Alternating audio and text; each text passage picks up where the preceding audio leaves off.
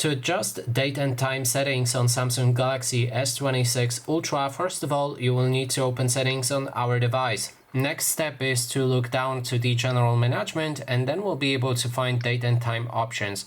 On the top, you'll be able to find option called automatic date and time. You can disable it and then adjust the time manually.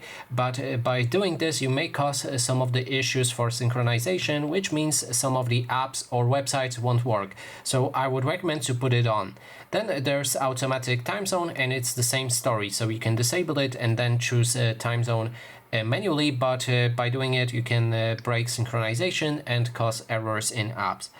Then there's set time zone based on location. You can enable it. That way your phone will use your location service to determine time zone for your phone for the time. And then there's use 24 hours format. When enabled, you will get 24 hours clock, and when disabled, you will get 12 hours clock. And that is basically everything. Thanks so much for watching.